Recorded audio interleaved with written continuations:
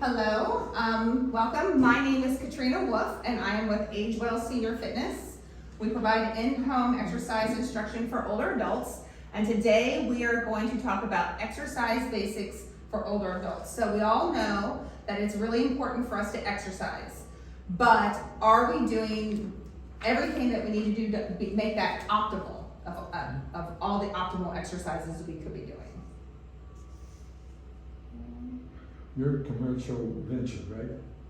I'm a small business. Okay, does insurance cover any of your services? No, our services are kind of like an after therapy. If you want to continue with services after PT, we can come out and work on those goals. Okay, thank you. So let's talk about the definition of older adults and why this exercise is different for people over 65. First of all, the age group 65 and older is one of the most highly variable age groups out there.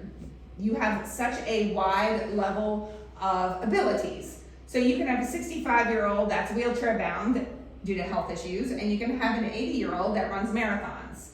You don't see that level of variability in other age groups, middle age, young adults, and children. You don't see that variability in mobility and ability. So that's why it's often difficult to pinpoint, like, what should I be doing for exercise? I get the question all the time. I'm 70, what exercises should I be doing? Well, the answer is it depends. You know, it really depends on what your needs are and what your level is right now. So prevention and wellness are very important to maintain functional ability. So what is ideal, and then what kinds of exercises should we be doing as we get older? This is the bad news. We begin losing our muscle mass in our 30s.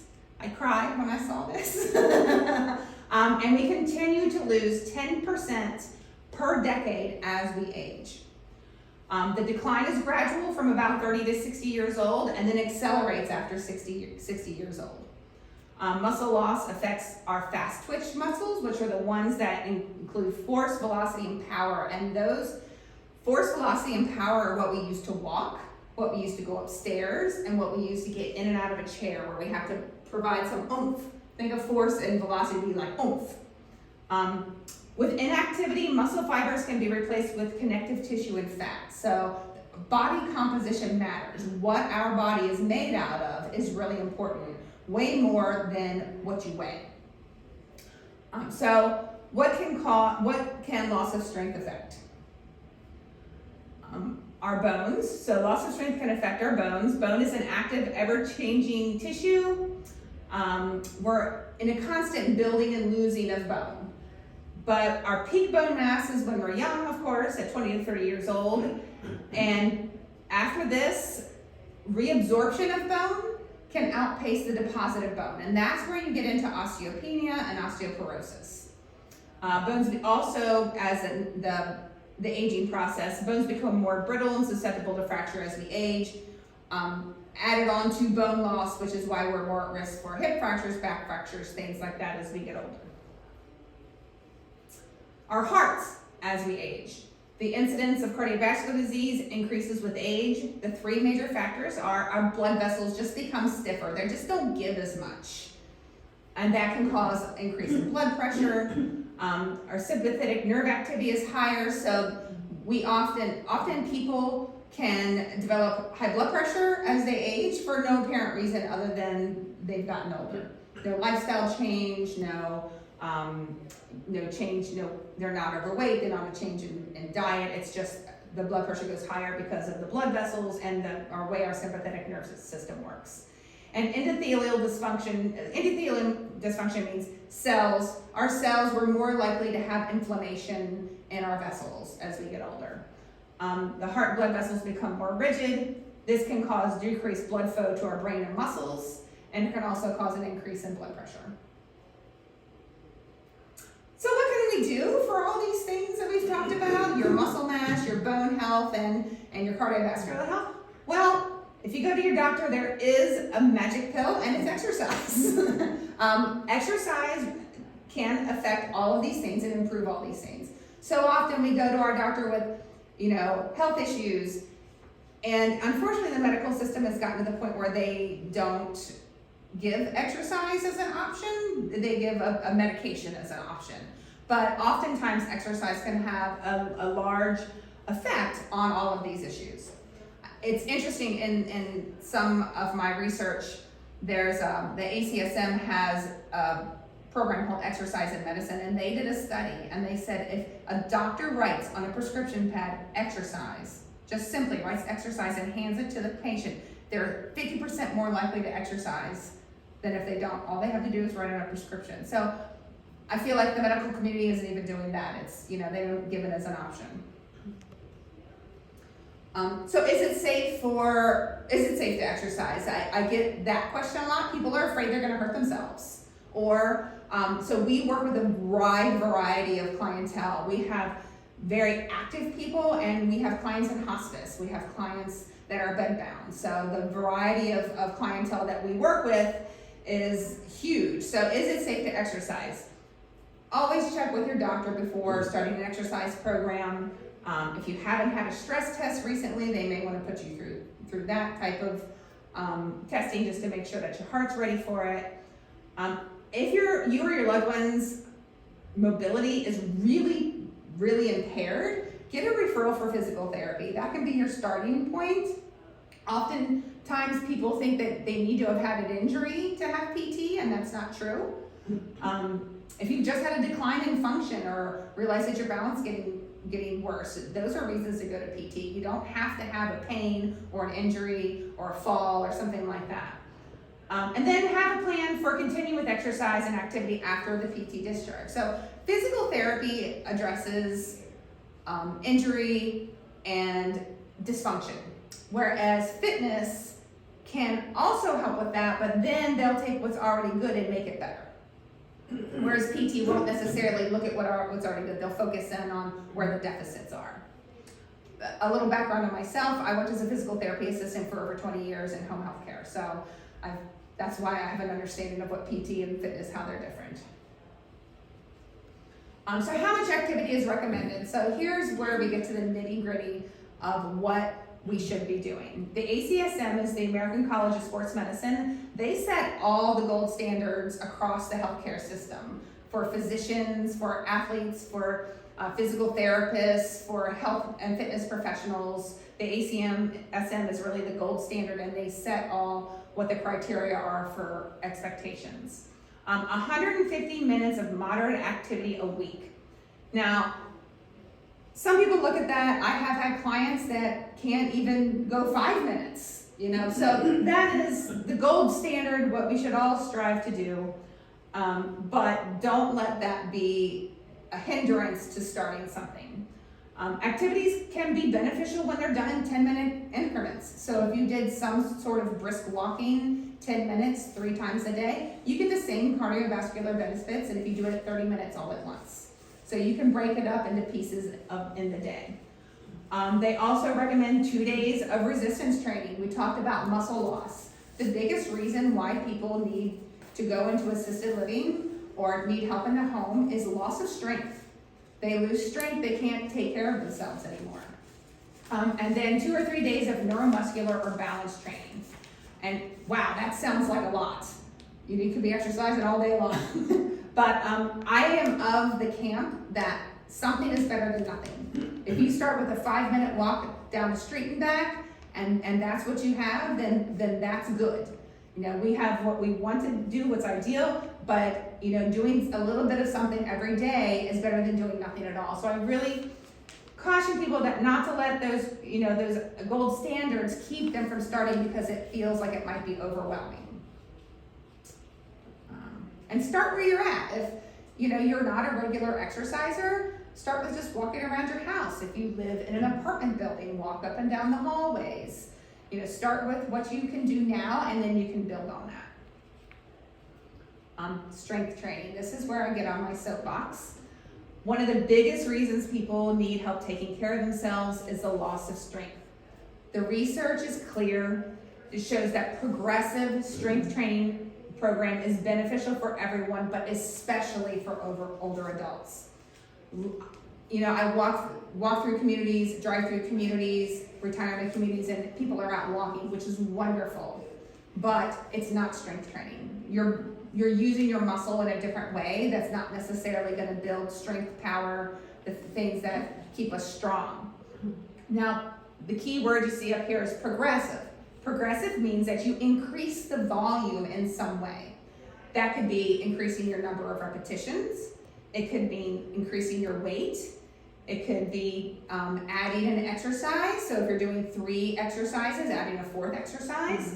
And it could be increasing the speed, but I caution people to increase the speed because you should really know why you're increasing the speed and you're not doing it just to get done with the exercise. So to build muscular strength, you should aim for 8 to 12 repetitions of each exercise, 2 to 3 sets, and the weight should be enough that the last several repetitions are somewhat difficult. If you're doing 3 sets of 20 and you're trying to improve your strength, you need to change something. You need to increase your weight. If you're doing 3 sets of 20 and it's easy, you definitely need to change something because you're maybe maintaining, but you're probably not building something. If it's easy to do 3 sets of 12, increase your weight. That'll help you increase your muscle mass. Even 1 set of 10 to 15 reps can be effective for those who haven't been exercising. So to build muscular endurance, you want to increase your repetitions and decrease your weight if you're working on endurance. 15 to 20 repetitions, 2 to 3 sets, and you use a lighter weight. Now, building endurance of your muscles can be helpful if you're a walker, if you're a cyclist, and this is also a good place to start if you're a beginner, if you've not, lifted weights before. I know I did this with a client of mine who she used a walker and she was on oxygen and she was training for a cruise. That was what we were doing. We were training for a cruise. She was going on a cruise in Europe somewhere, and she was going to be going to Russia and Poland and all these different places. And she wanted to be able to get onto the bus, go to the outings, and then get off the bus and attend that way. She knew that because she had some lung issues, that she was going to be limited, but she at least wanted to be able to do the minimum. So we worked a lot on her endurance. We still worked on strength, but we were training for those endurance activities for her to be able to do things for long periods of time. So we kind of put this into place. And power. When I was in PT, 10 years ago, nobody talked about this with older adults. This was just a conversation for athletes. You see the athletes running with the parachute behind them or pushing the sled. They're working on power, that explosive power. But power is something that is really important for older adults. So power refers to the large force production over a short period of time. So the oomph. I talk about the oomph you do when you need to get up or pick something up. This is important because our muscles produce power to get out of a chair, to walk, and to go upstairs. To improve power, you want to use a light weight and increase the speed of the activity. So let's say you're having trouble getting out of a chair. You want to maybe make the chair a height that's easy for you to get out of, hold some light weights, and stand up quickly, and then down slow, and then quickly, and then down slow. So you want to put the height of the chair to a level that you can get in and out of, but then add something to make it a little more challenging. And by doing it quickly, you're working on power. Something that I've done with my patients in the past and my clients now is I'll have them sit in a chair and I'll tie a band around their waist. So to get up against the force of that band requires power. So it requires some real oomph to get up. So you can practice both acceleration, when I said like getting up quickly, and deceleration, going slow. Something else you can do to improve your power with walking, if you're an avid walker and you have pretty good balance when you're walking, pick up the pace really quick and then slow down. Just go really quick and then immediately slow down. So practicing those changes in pace can help with power. It can also is another way to work on your cardiovascular health by increasing the pace for short intervals. Balance. So there are 3 main systems of balance. Visual. The visual input comes in through our eyes and gives us information about our environment. It tells me, I'm upright. I can see the horizon. If I go to the side, if I lean to the side, I can tell the world is changing. My orientation to my surroundings is changing. That's why people who have low vision, I heard some people talking about low vision before I came in here. People with low vision are going to have balance issues because they're missing that one system of balance that helps us. But that doesn't mean, so when you're missing one system of balance, that means you got to really exercise the other systems to try to get them as strong as possible. The second system of balance is your vestibular system. That's your inner ear. Vestibular input comes from the inner ear and provides information about the system of the position of the head. So if you've ever known anyone with vertigo, a lot of people have had vertigo. That it amazes me when I talk to people how many people have experienced vertigo before. But one of the symptoms of vertigo is that you get dizzy when you change the position of your head, whether it's going from laying down to sitting up, or sitting up to standing, or turning your head one direction or another, because you're making the inner ear, the fluid in the inner ear move whenever you turn your head. But that movement in the fluid in your inner ear gives information to your brain about where you are. So when people have vertigo and that's all messed up, their brain is getting all these wonky signals from the inner ear, and that's why everything looks like it's moving, because our inner ear is giving us, our brain, false information. And then the somatosensory system, that's input that comes from our muscles, joints, and tendons, and that provides us information about our body's position in space. And then our brain has to take all this information, put it all together, and then decide what to do to keep our balance. So if you have a loss of balance, your brain takes information from your vision, information from your inner ear, and information from your legs, and it takes it all and goes, oh no, we're losing our balance, and then it has to give an output. What do we do to recover? So when you practice balance activities, the brain is practicing taking the input and deciding what to do with output. So balance training 2 to 3 days a week, 20 or 30-minute sessions. This should involve agility, coordination, and multifaceted activities. Standing on one leg is not necessarily the end-all be-all of balance exercise. I love making people move, because you have two kinds of balance. You have static balance and you have dynamic balance. Static balance is being able to keep your balance in one spot. That's where your single leg stance comes in. But dynamic balance is being able to keep your balance as you move. Whether that means moving like this, or walking across the floor, or getting up from a chair, being able to keep your dynamic balance. A good balance program will address all systems of balance. You work on your vision. Sometimes I have people put on sunglasses to lower the amount of their visual input, so then we're challenging the other two systems of balance a little more. And the learning is in the struggle. Balance, you should be a little uncomfortable if you're really training your balance. If you're standing on one leg and you're not having any issue, and it's easy, you're not learning anything new, you're maintaining what you have, but you're not really adding, challenging the brain. So the learning is in the struggle. You should be a little off. One thing with balance, you have to be careful. You have to practice balance exercises either with somebody who can guard you. If your balance is really poor, then you really need someone there to help you.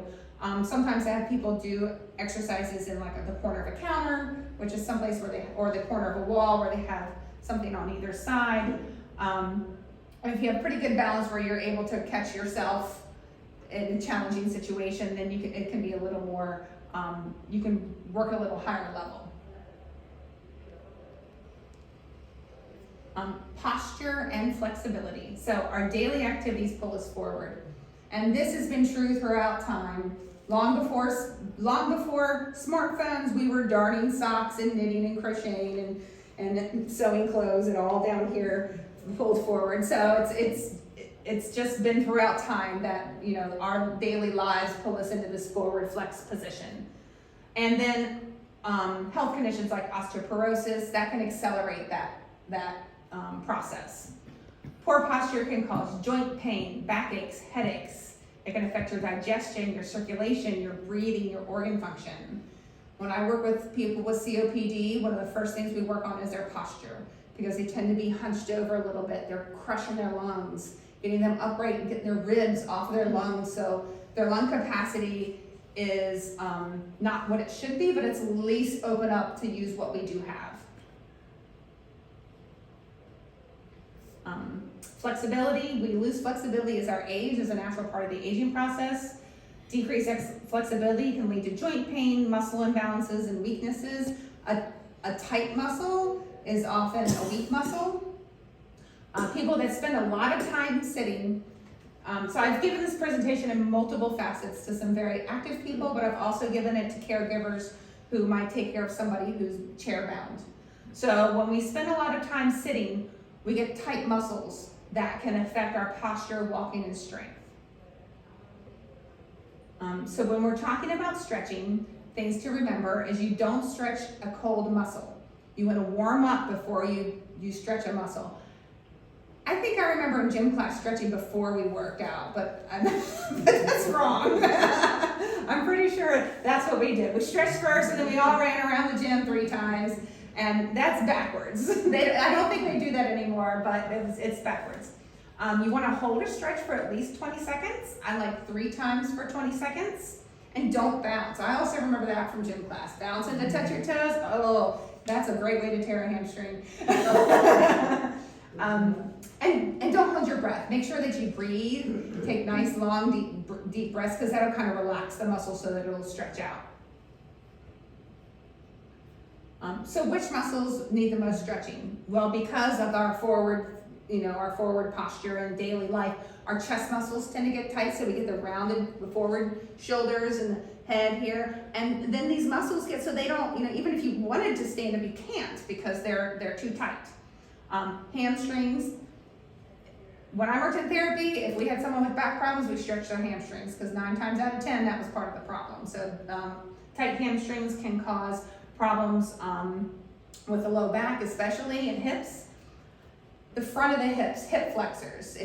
People who sit a lot, I call them chronic sitters. Maybe they're not very mobile, they're not able to move around very well, and they spend a lot of time in their recliner. They got everything in the recliner around that they need them. They've got their water, their remote control. We call it nesting. We've got our little nest. This is my mom. My mom is a nester, and but because we're never getting upright and straight, this gets tight here, and then you'll see people like this, and you'll be like, stand up straight, but they can't because their hips are holding them back from sitting all the time.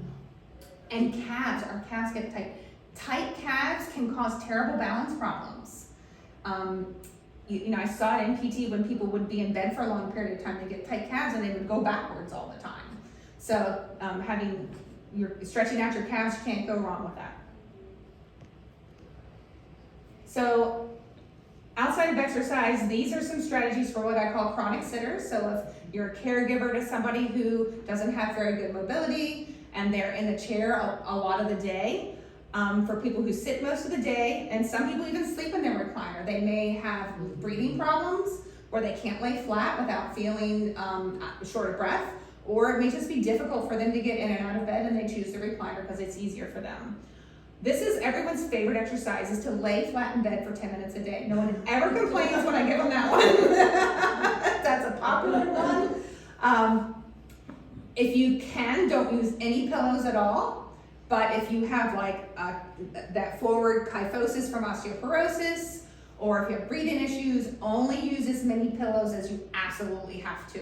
And that can get you just stretched out, get the front of your hips stretched out, your chest, get your back flat against the bed, and just laying like that for 10 minutes, a couple times a day can help stretch you out. If you're more mobile and you want to work on stretching out the front of the body, it's convenient here, you can up against the wall. Just simple like this. Try to get your head back. I've got a hair clip in. But you want to get as much as your body flat against the wall as possible. So shoulders back, head back, but you want to get the back of your head against the wall, not the top of your head.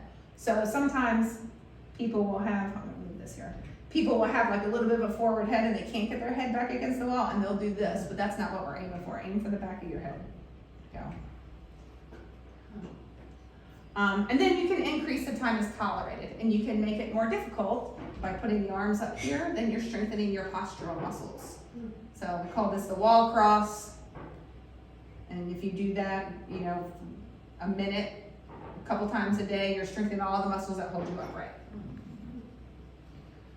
So I'm going to talk about frailty. Like I said, I've given this presentation to all different, kinds of people. So frailty is age-associated declines in physiological reserve and function across multi-organ systems, leading to increased vulnerability and adverse outcomes. So that's a definition, medical definition. It is a diagnosis. You have to meet 3 of these criteria: weakness, slowness, low level of physical activity, self-reported exhaustion, and unintentional weight loss. And I bet we all know or have known someone who meets this diagnosis. And people with frailty, they're very weak. I mean, weak and frail is the kind of the definition we have, but they fall into 3 of these categories out of 5. So preventing, and you can actually reverse frailty if you catch it early. If you see the signs early, the weight loss and the slowness, and the only intervention to reverse frailty is exercise. Now, you need some nutritional intervention as well if people are losing weight. Exercise, of course, is not going to help you. It'll help change your body composition, but you need the nutrition to be able to change that body composition. So the exercise for people who are losing weight, they need the exercise and nutritional intervention. More protein, more calories. And why is exercise good? It's not just changing your muscle. It's not even just changing your body composition. Exercise affects so many things. It affects our bones. It affects our hormones, our endocrine system. It affects our immune system. So if you remember during COVID, everybody was like, exercise, it'll help your immune system. And that's true. Regular exercise helps boost your immune system, and that helps combat and reverse frailty, along with the benefits of change in body composition. And at the bottom it says, good nutrition is also really important. So how do we do all this? What do we do? The next couple slides are just different resources that are out there that can help you, work towards doing all of these things to make a better, well-rounded exercise program. YouTube has tons of content geared at older adults. The benefits of this, it's free. There's a huge amount of content. There's a lot of really good exercise professionals, even therapists, putting out exercise content for older adults. The downside side of it is that there's a lot of content to go through. I don't like going on YouTube because I get so down the rabbit hole that I don't end up doing anything. I'm just perusing exercise programs.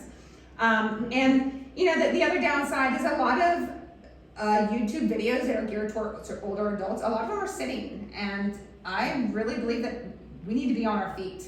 You'll still get benefit from it, but if you're mobile and can get around, then you should be standing and exercising and not sitting all the time. Physical therapy. Because I worked in PT for so long, I'm a big cheerleader for physical therapy. If there's been a decline in your function or you've had a recent fall, contact your doctor and get a referral for PT. In Maryland, you don't even have to contact your doctor. PT is direct access in Maryland. You can call the therapist. You do need a doctor that's going to sign off the therapist plan of care if you have Medicare. But you can contact the therapist yourself. I'm going to say if you've had a fall. I get contacted by people all the time looking at my services, which is in-home exercise instruction, and they tell me they've had a fall. I oftentimes refer them to physical therapy, and they'll say, but I didn't have an injury. Doesn't matter. You can still get PT. If you're off balance enough and it wasn't like your dog tripped you, but you're off balance enough that you lost your balance and fell, you can absolutely have PT. The benefit of it, it's paid by insurance. It's delivered by a skilled therapist, hopefully. And it's tailored to the individual needs of the person. That program is for you. It's not a YouTube video. The downside of it is therapy doesn't last forever. Insurance only pays for so long, usually between 4 and 8 weeks, depending on the diagnosis or what's going on.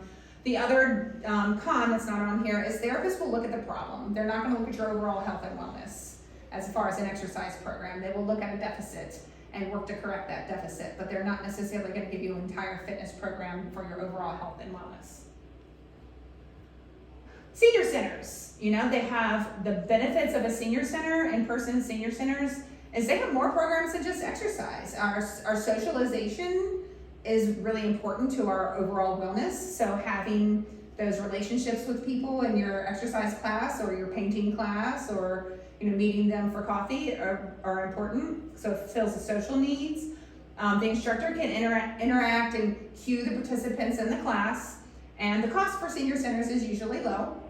The downside is that when you teach a group class, you have to make it safe enough for the lowest functioning person in the class. So it's possible you could be in a class that is really not challenging you to your full potential. And then an instructor can only supervise so many people, and so you may not be doing it exactly correctly or the way that you should. There's virtual senior centers. I know in Frederick County, many of the programs at the senior center are also live streamed, or you can can access a recording, and that's beneficial because it's no cost. I mean it's low cost, no travel. You don't have to go anywhere. The instructor, in some situations, a live stream is still live and available. Sometimes they interact, sometimes they don't. Sometimes the instructor can see, but I've seen online classes that have hundreds of people, and obviously the instructor is not doing any supervising in that. The downside is it's not individualized, and then you don't get that the social benefit of the in-person senior class. If you have a caregiver in your house, if you are a caregiver and you've hired a paid caregiver, anybody who's had parents or spouses, no, nobody listens to you. You have to pay other people to do stuff for you who say the exact same thing you do, but somehow because you weren't married, they know more than you. We've all been there. I have parents, I know how it is. I also have a husband. So, if you have a caregiver that's coming into the house, especially if you've had PT, and they leave you exercises to do, and you have a paid caregiver, utilize that caregiver to go through the exercise program with your loved one or yourself. You're already paying them, and sometimes people are more cooperative for non-family members. The downside is the caregiver can really only do what's on the paper. They can't progress. If something gets easy, they can't make it harder. They can't change up the program. They can really just do what's there on the paper. And their knowledge is really limited on, exercise in general. Personal trainers in person, the benefit of them, your programs are usually individualized, and they're going to be progressive. The cost of a personal trainer is more expensive than a class, and if you go to the gym, you have to travel. Make sure if you decide to employ a personal trainer, make sure that they understand about working with older adults. I've heard this more than once where I just signed a lady up the other day who's in her 80s. A couple years ago, she went and saw a trainer, and she was like, he was just too hard. She couldn't keep up. She was in pain, and he really started too hard for her. He really didn't understand, how our body changes as we get older. So make sure they have some experience, ask for references, find out if they have any specialty certifications. There's all kinds out there. You can have one in person in a gym. You can get virtual personal trainers that you don't have to travel anywhere. I made this during COVID and there was no contact, and your program will still be progressive and personalized. The downside is, of course, personal trainers are more expensive, and then somebody is not there for safety. So like your balance instruction, our agency, we have some virtual clients, but we have one mother and daughter where the daughter, sees the trainer and the mother sees the trainer, but the daughter sticks around for the mother for the balance part of it. So she has that, but not everybody has that. So there are some limitations when you're doing virtual training. And then in-home personal training, which is what we do, the benefits are it's individualized, it's progressive, we're there. You don't have to go anywhere. They show up at your door, knock, and you can not answer if you want, but you can't not show up. And then the downside of the cons of that are the cost. And again, you want to make sure that if you work with a health and wellness professional, that they are experienced in working with older adults or specific health conditions like Parkinson's or stroke. If you have a specific health condition that you're seeking out fitness for. And if you're coming off physical therapy and you decide to go with a personal trainer, ask that they contact your physical therapist. I've never understood as a therapist why trainers don't do that, but a lot of them, I've had people tell me, I've had physical therapists tell me that they've contacted trainers and trainers have just told them, well, I'm gonna do it this way. So make sure that the trainer is open to communicating with the healthcare professionals to make sure that you're safe, we're not gonna aggravate any past injuries, and that they know how to appropriately progress you. Make sure they're not too easy, that they're not gonna just sit you in a chair and have you, march in place and do this and say, oh, you're 80 and frail. I'm sorry. I get everybody on their feet. All right, any questions?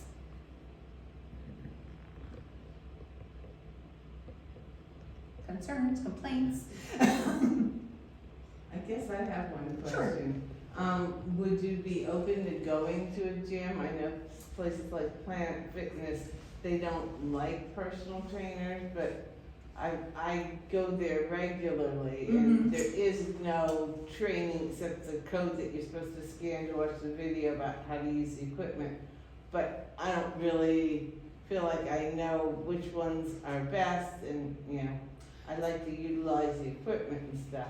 So in a situation like that with Planet Fitness, what I would do is I would first ask them, is there someone here that can show me this equipment? Every gym should have someone to educate you, and they don't. Yeah. My company is open to going to a gym. It's getting the permission from the gym to come in there, and if they don't have trainers, I could just take a guest and not tell them what you're a trainer. be sneaky. Yeah, I mean, we could.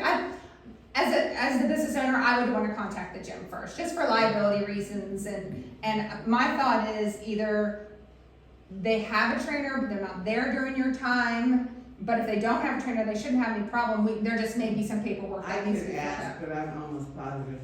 I said, how do you figure out how to use the equipment? Get your phone and scan the code. That's what they tell you. Oh, okay. Well, then I would ask them, can I bring a trainer in? And I think there's a sign there that says no trainer. Oh.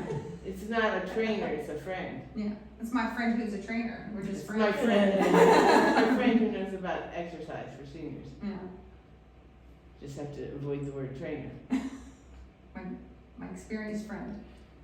How often do you recommend that a trainer, is it like once or twice a week or what? That depends. Because personal training is an out-of-pocket expense and insurance doesn't pay for it, you have to think about budget, of course. So if you are going to so there's a lot of variables in that. It's budget, what you can afford, but if you can't afford to have someone come twice a week is what I feel is optimal to make changes.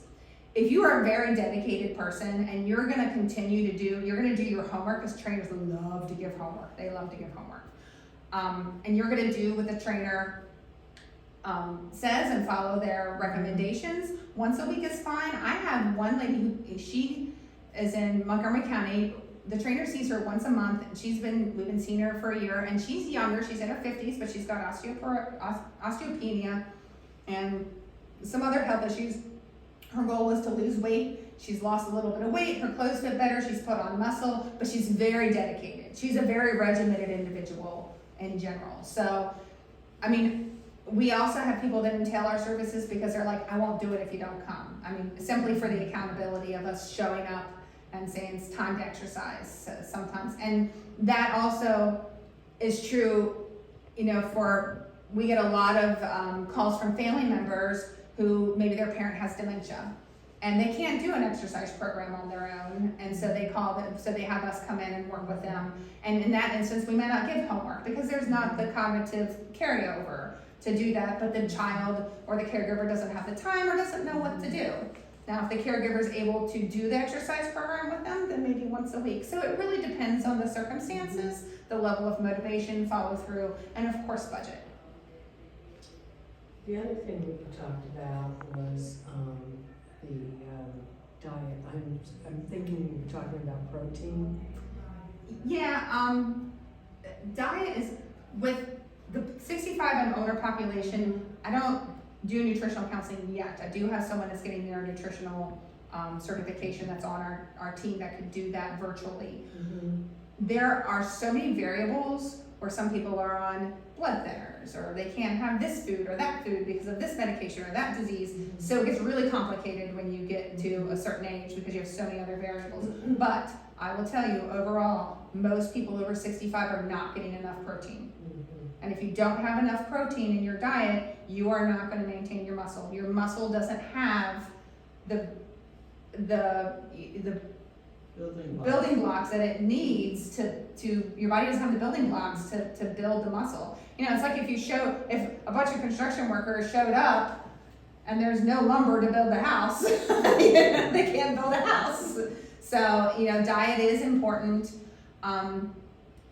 Women especially tend to gain weight after 40 because of hormones, but then we tend to lose it after 70 because of the loss of muscle mass. And there's the part of our brain that tells us we're hungry and thirsty kind of doesn't work real well after 70. So we have to, just because you're not thirsty doesn't mean you shouldn't drink.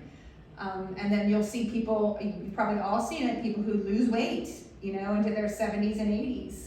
And they're like, I'm not hungry. And a lot of times it's because our brain just is, the hormones aren't being telling us what to do anymore.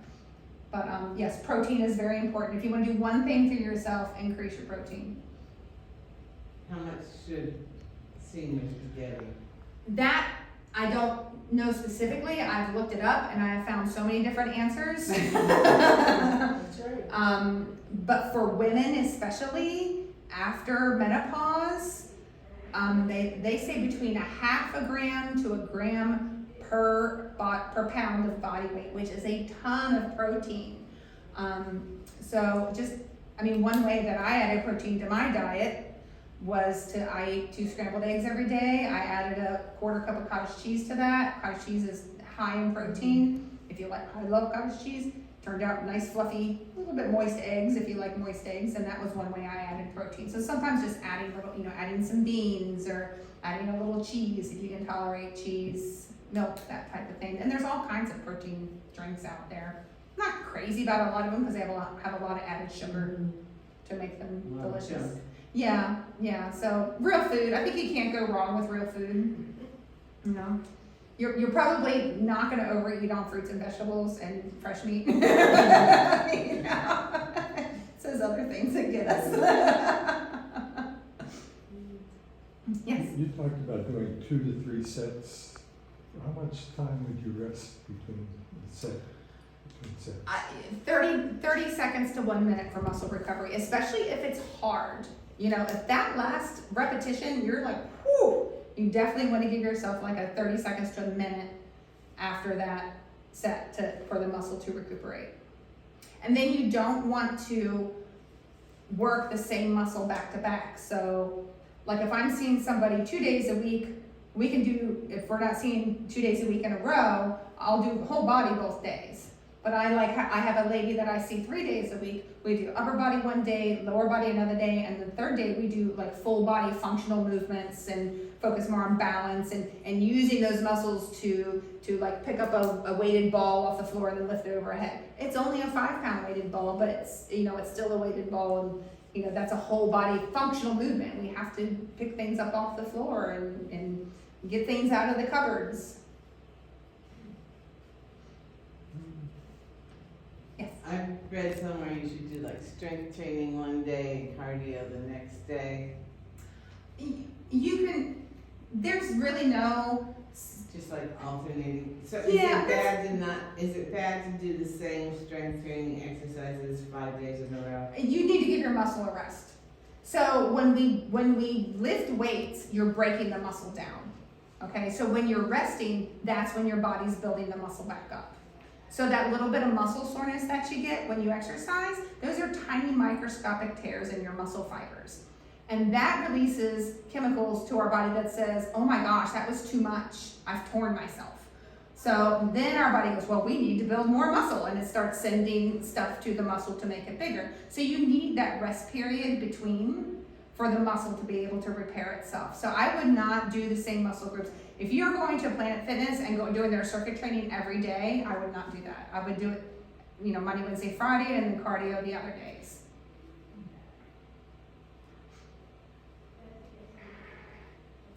What's the best way to get the cardio? Whatever you're gonna do. Whatever you enjoy. I mean, if you enjoy walking, do walking. If you like to do the exercise bike, do the exercise bike. The main thing is getting your heart rate up. That's the benefit of cardio. If you've got bad knees and the exercise bike is something you can tolerate for a longer period of time, then do the bike. But it's important to do things that you like to do. If you can find any exercise you like, then go for it. But if you look at, I don't know if any of you have seen the research or seen the documentary Blue Zones. So, yeah, blue zones are areas of the country where people live a long time. So they have looked at these blue zones all over the world, and the things that they have, there's several things they have in common, like the Mediterranean diet is one of them, good social structure. I don't know all, there's like 7 or 8 things, but the social connections are really important. But one of the things, these people don't exercise all the time, but they move all the time. You know, they don't necessarily go out and lift weights, but they garden and they walk to the store. So the key is not always the exercise, but movement in general. My dad has Parkinson's. Parkinson's is really, really important. I mean, exercise is really important for Parkinson's. It is a major way that you can manage your symptoms. Right now, I'm after my dad to exercise all the time, but we know how parents are, right? They don't listen to their daughters. Doesn't matter how many Parkinson's certifications they have. But my dad is gardening right now.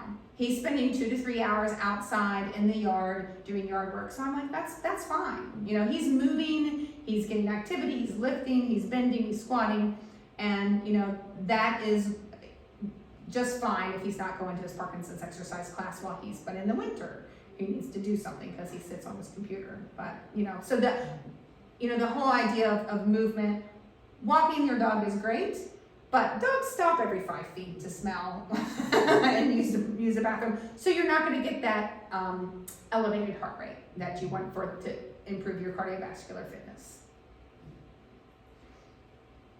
Are there any apps for like nutrition or exercise that you like?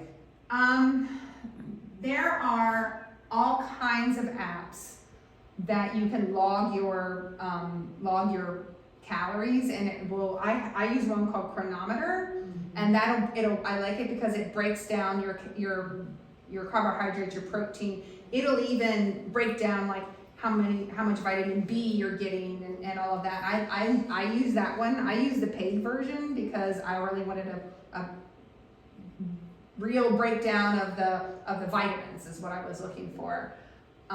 There's lots of exercise apps. I don't know one that's specifically for older adults. There may be out there. I use an exercise app called Down Dog, but it's a little more geared towards it. Sometimes it's a little much for me, depending on what you're doing. But they have yoga, they have meditation, they have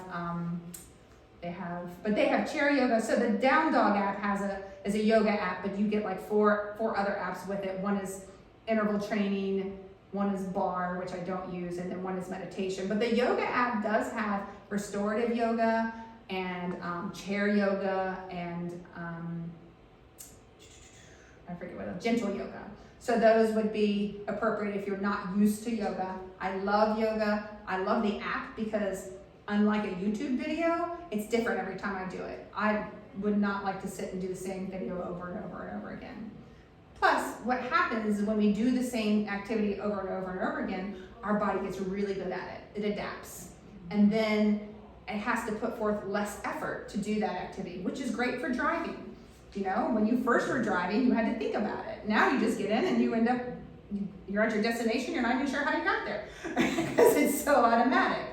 But the same thing goes for activity. So if you're doing exercise or yoga or balance training to challenge yourself, you have to switch it up because your body will adapt and get good at what you're doing over and over again. There's a large number of people who are homebound, who can't go anywhere. And, you know, I had many people when I worked in home care ask me if I could still see them. They would pay me, and still see them when we discharge from therapy. And I was like, no, I can't do that. And then also I was like, well, why can't I do that? So I found that there was a large market for people who needed our services. So that's why I started the company. We have 11 trainers that work for us across all the counties. So. Is there a particular hourly rate, or is it like a certain number of sessions? No, our sessions are 45 minutes long.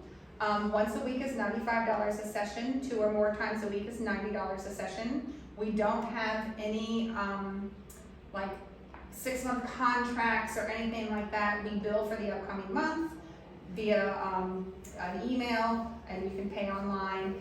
And then those sessions are to your account. If you don't use a session, it just stays on your account. Like if you have to go out of town or you go on vacation and it was unexpected. It's basically crediting the account. Yeah, you give it the credit to the account, and if you decide you want to stop, I give them like our clientele. Like I said, we have people on hospice, so that are I have people that are bedbound. Our clientele, they have a lot going on, so there could be some health condition. I never want people to pay for service they didn't get, and I don't want them to feel like they're stuck in something they don't want. So everything's refundable. Could you do it with a buddy and split it? We have a couples rate that's 140, I think, for an hour. So most of our one-on-one sessions are 45 minutes. We take vitals at every session: heart rate, blood pressure, oxygen saturation, temperature. With a 2-person session, you can do it one of 2 ways. We do an hour for that, and you can either do 2 30-minute sessions, or you can do it together. If you do it together, I really recommend it is you pair yourself with somebody of very close ability, because sometimes we have, like I've had husband and wives where the wife is just, boom, you know, she's zooming up and the husband is using a walker. So obviously somebody's gonna not get what they need out of if you exercise them together. So, you know, so that's how we can manage it, 30 and 30, or I had 2 sisters once that did a couple session and they were both at the same, we had a great time. We did all kinds of, you know. So you get your girlfriend and Sure. you on the street. Is there a surcharge for travel expenses? No, it's included in the fee. Because that's all we do is travel. I was already in Montgomery County this morning, and then I'm going to go over. We teach class at Montgomery County Parks. We have a class with the parks over there. So one of my team leads was ill and in the hospital over the weekend, so she couldn't make it. So I popped over Do you there. have any videos on YouTube? I have a few videos on our website. I think my computer guy put them on YouTube as well. You know, let me give you a Yeah, why don't you pass that prize?